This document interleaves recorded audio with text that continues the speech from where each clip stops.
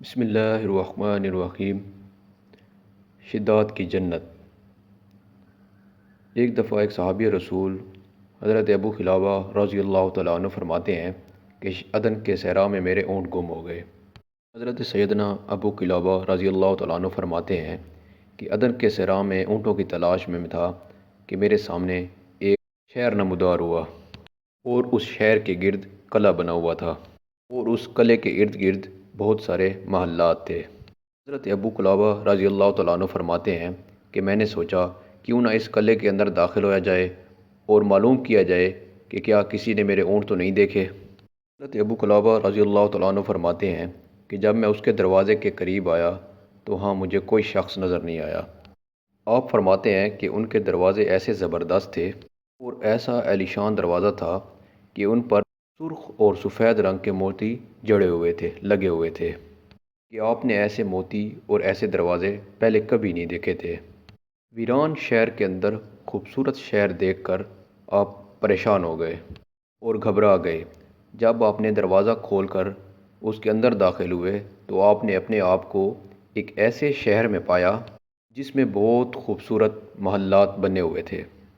ان محلات کی تعمیر میں سونا، چاندی اور دیگر قیمتی پتھر استعمال کیا گیا تھا، اور آپ نے یہ بھی دیکھا کہ وہاں پر جا بجا مشک اور زعفران کی ڈلیاں یعنی پیسز پڑے ہوئے تھے۔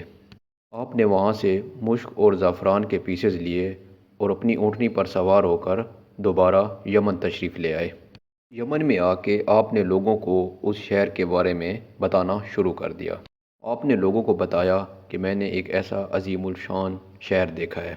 آپ رضی اللہ تعالیٰ عنہ نے لوگوں کو اس شہر کے بارے میں بتایا کہ میں نے ایک انتہائی عجیب و غریب شہر دیکھا ہے۔ آپ لوگوں کو اس شہر کے بارے میں بتاتے ہوئے ساتھ میں جو آپ مشک اور زعفران لائے تھے وہ بھی دکھاتے۔ کچھ دیگر موتی بھی آپ اپنے ساتھ لائے تھے جو وقت گزرنے کے ساتھ ان کا رنگ پیلا پڑ گیا تھا۔ آپ رضی اللہ تعالیٰ عنہ کی یہ بات پورے ملک میں مشہور ہو گئی، اور پھر یہ معاملہ حضرت سیدنا امیر معاویہ رضی اللہ تعالیٰ عنہ کے دربار میں جا پہنچا۔ حضرت امیر معاویہ رضی اللہ تعالیٰ عنہ نے حضرت ابو قلابہ رضی اللہ تعالیٰ عنہ کو اپنے پاس بلایا اور ساری داستان کے بارے میں ان سے دریافت فرمایا۔ حضرت ابو قلابہ رضی اللہ تعالیٰ عنہ نے سارا واقعہ تفصیل کے ساتھ حضرت امیر معاویہ رضی اللہ تعالیٰ عنہ کو دریافت فرمایا۔ حضرت امیر معاویہ رضی اللہ تعالیٰ عنہ نے جب یہ سارا واقعہ سنا تو انہوں نے حضرت ابو قلابہ رضی اللہ تعالیٰ عنہ سے فرمایا کہ آپ کی باتوں پر کس طرح سے یقین کیا جائے گا؟ تو حضرت ابو قلابہ رضی اللہ تعالیٰ عنہ نے جو اپنے ساتھ وہ چیزیں لائے تھے اس شہر سے، وہ حضرت امیر معاویہ رضی اللہ تعالیٰ عنہ کو دکھائیں۔ مشک بالکل خشک ہو چکی تھی اور اس میں بالکل ہی خوشبو نہیں تھی، اور جب اس مشک کو توڑا گیا تو اس میں سے بالکل زبردست خوشبو آ رہی تھی، جسے حضرت امیر معاویہ رضی اللہ تعالیٰ عنہ نے محسوس بھی فرمایا۔ اور زعفران کی خوشبو بھی ایسی تھی کہ ایسی خوشبو حضرت امیر معاویہ رضی اللہ تعالیٰ عنہ نے پہلے کبھی نہیں سونگھی تھی۔ یہ سب کچھ دیکھ کر حضرت امیر معاویہ رضی اللہ تعالیٰ عنہ کو مکمل یقین ہو گیا۔ حضرت امیر معاویہ رضی اللہ تعالیٰ عنہ نے لوگوں سے کہا کہ کون ہے جو مجھے اس شہر کے بارے میں بتائے، کون اس کا بانی تھا، نام بتائے، اور یہ واقعہ کس قوم کا ہے اس کے بارے میں بھی بتائے۔ خدا کی قسم، اللہ پاک نے حضرت سلمان علیہ السلام جیسی بادشاہت کسی کو عطا نہیں کی، لیکن ان کے دور میں بھی ایسا شہر کہیں نہیں تھا۔ لوگوں نے کہا کہ اس وقت اس خطۂ زمین پر صرف ایک ہی شخص ہے جو آپ کو بتا سکتا ہے، اور ان کا نام کعب الاحبار رضی اللہ تعالیٰ عنہ ہے۔ آپ رضی اللہ تعالیٰ عنہ کو بتایا گیا کہ آپ کعب الاحبار رضی اللہ تعالیٰ عنہ کو بلائیے اور حضرت قلابہ رضی اللہ تعالیٰ عنہ کو کہیں چھپا دیجیے۔ حضرت کعب الاحبار رضی اللہ تعالیٰ عنہ سے اس واقعے کے بارے میں دریافت کیجیے۔ اگر وہ اس شہر میں داخل ہوئے ہوں گے تو حضرت کعب الاحبار رضی اللہ تعالیٰ عنہ اس کے بارے میں ضرور بتائیں گے۔ یہ ایک عظیم معاملہ ہے اور یہ ایک عظیم واقعہ ہے۔ اللہ تبارک و تعالیٰ نے اس کا ذکر پہلی کتب کے اندر ضرور ذکر کیا ہوگا۔ آپ کعب الاحبار رضی اللہ تعالیٰ عنہ کو بلوائیے اور ان سے اس واقعے کے بارے میں دریافت کیجیے۔ اللہ تبارک و تعالیٰ نے تورات کے اندر زمین میں ہونے والے تمام واقعات و حوادثات کا بیان فرمایا ہے، کہ قیامت تک جو ہوگا اس کا بیان بھی موجود ہے، اور اس وقت زمین پر قطب سابقہ کے سب سے بڑے عالم کعب الأحبار رضی اللہ تعالیٰ عنہ ہیں، لہٰذا وہ اس واقعے کے بارے میں ضرور جانتے ہوں گے۔ اور اگر حضرت کلابہ رضی اللہ تعالیٰ عنہ واقعی اس شہر میں داخل ہوئے ہیں، حضرت کعب الأحبار رضی اللہ تعالیٰ عنہ اس کے بارے میں ضرور بتائیں گے۔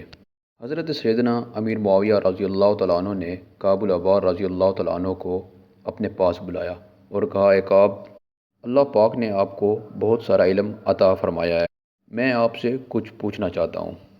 حضرت کعب الأحبار رضی اللہ تعالیٰ عنہ بہت عاجز بندے تھے، انہوں نے فرمایا کہ آپ پوچھیے، کیا پوچھنا چاہتے ہیں؟ حضرت امیر معاویہ رضی اللہ تعالیٰ عنہ نے فرمایا کہ میں نے آپ کو بڑی عظیم اور بڑی عجیب چیز کے بارے میں پوچھنے کے لیے بلایا ہے۔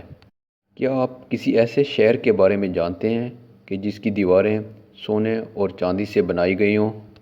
کیا آپ کسی ایسے شہر کے بارے میں جانتے ہیں جس میں یاقوت اور زبرجد اور برجان اس طرح کے ہیرے جواہرات استعمال کیے گئے ہوں؟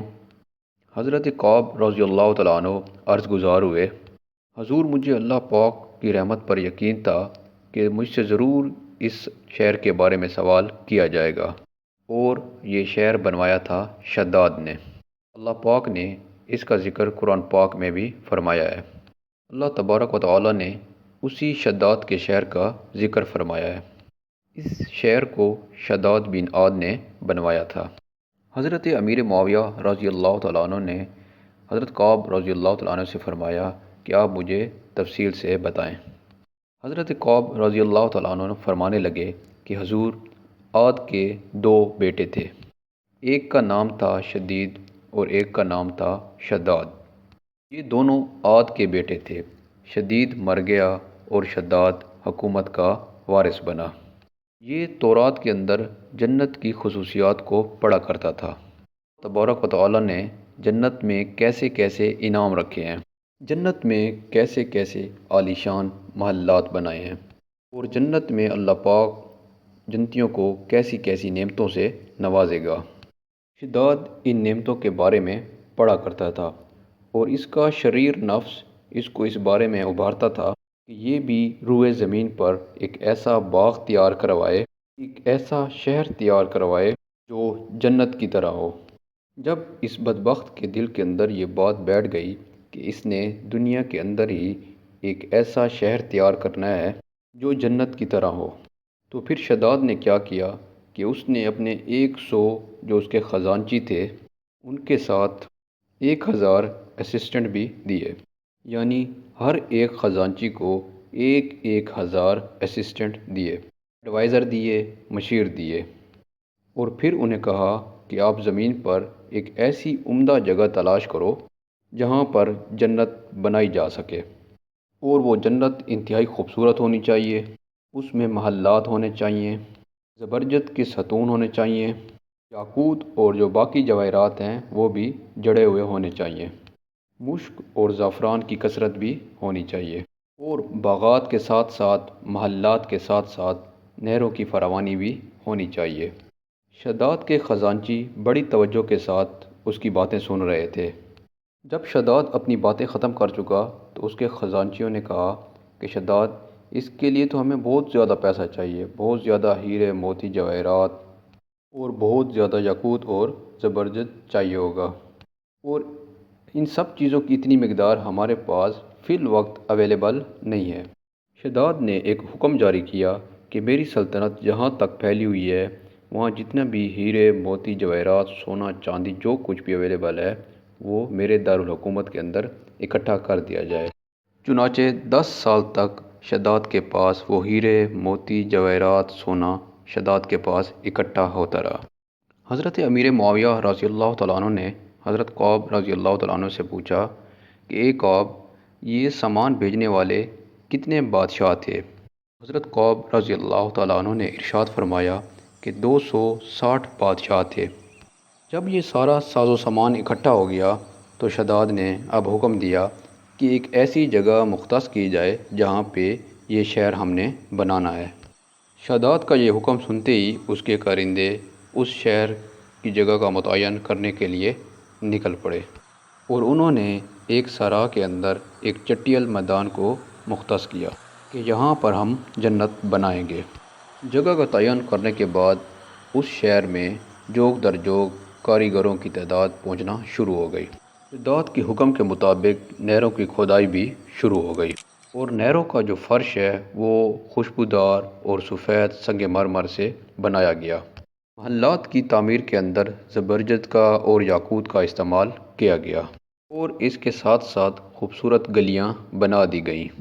اور محلات کی تعمیر کے اندر جو بنیادوں میں پتھر استعمال کیا گیا وہ بہت مضبوط بھی تھا اور بہت قیمتی بھی۔ اور یہاں پر ایک اور بات بھی یاد رکھیں کہ شداد کی جنت بنانے میں جو کچھ زیب و زینت اور خوبصورتی کے لیے درکار تھا سب وہاں لایا گیا۔ حضرت امیر معاویہ رضی اللہ تعالیٰ عنہ نے حضرت قعب رضی اللہ تعالیٰ عنہ سے فرمایا کہ میرا نہیں خیال کہ اس شہر کی تعمیر کم وقت میں ہوئی ہو، اس پر کافی وقت لگا ہوگا۔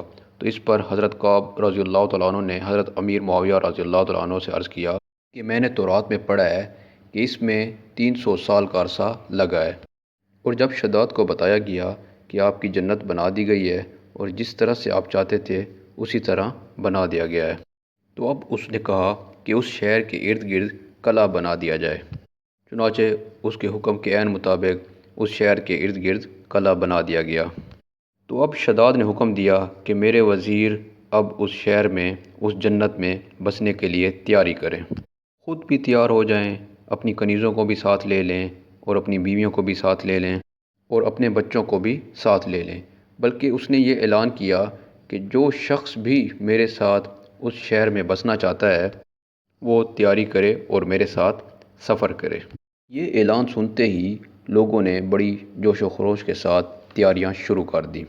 شداد نے حکم دیا کہ اشیاء خورد و نوش لے دیا جائے اور جو آنا چاہتا ہے وہ ہمارے ساتھ آ جائے۔ لوگوں نے 10 سال تک شداد کے ساتھ شداد کی جنت میں رہنے کے لیے تیاریاں کی۔ جب 10 سال مکمل ہوئے تو لوگوں نے نشانات اٹھا لیے، لوگوں نے جھنڈے اٹھا لیے اور شداد کے ساتھ اس شہر ارم کی طرف روانہ ہوئے۔ شداد اس سے پہلے کہ وہ وہاں پہنچ کر اپنی جنت دیکھتا، اللہ پاک نے اس پر اپنا عذاب مسلط کر دیا۔ آسمان سے ایک ایسی چیخ آئی، ایک ایسی آواز آئی کہ جس نے شداد کو ہلاک کر دیا، اور یوں شداد اپنی بنائی گئی جنت کی ایک جھلک بھی نہیں دیکھ سکا اور مر گیا اور نام و نشان مٹ گیا۔ وہ جنت جس کو بنانے کے لیے شداد نے 300 سال تک محنت کی، وہ جنت جس کو بنانے کے لیے شداد نے پوری دنیا سے ہیرے، موتی، جواہرات، زبرجد، یاقوت اور پتہ نہیں کیا کیا قیمتی پتھر اور قیمتی چیزیں اکٹھی کی، اور وہ اپنی بنائی گئی جنت نہ دیکھ پایا اور اس کا لشکر بھی تباہ و برباد ہو گیا۔ ایک دفعہ اللہ پاک نے حضرت اسرائیل علیہ السلام سے پوچھا کہ کبھی کسی کی جان نکالتے ہوئے کسی پر رحم بھی آیا ہے؟ تو حضرت اسرائیل علیہ السلام نے کہا کہ یا اللہ 2 دفعہ مجھے رحم آیا ہے، کہ ایک دفعہ ایک سمندر میں ایک کشتی ٹوٹ گئی، ایک عورت تختے پہ اپنی جان بچانے کے لیے اس پر سوار ہو گئی، کچھ بہہ گئے اور وہ بچ گئی، اس تختے پر اس نے ایک بچہ جنا، تو آپ نے مجھے کہا کہ اس عورت کی جان نکال لیں، تو مجھے اس بچے پر رحم آیا، اس بچے کا کیا بنے گا جو ابھی بیچ پانی میں پیدا ہوا ہے۔ اور اس کے بعد مجھے شداد پہ رحم آیا کہ اس کمبخت نے اتنی جان لگا کر جنت بنائی اور تو نے دیکھنے بھی نہیں دیا، اور جنت دیکھنے سے پہلے ہی جان نکال دی۔ تو اللہ پاک نے حضرت اسرائیل علیہ السلام سے فرمایا کہ تمہیں پتہ ہے کہ یہ شداد کون ہے؟ تو اسرائیل علیہ السلام نے کہا نہیں۔ تو اللہ پاک نے کہا کہ یہ وہی بچہ ہے جس پر تو نے رحم کھایا تھا، میں نے اسے رزق دیا، ملک دیا، وہ میرے ہی مقابلے میں کھڑا ہو گیا۔ تو آج کا انسان جو اس دنیا کو جنت بنانا چاہتا ہے جو کہ نہیں بن سکتی۔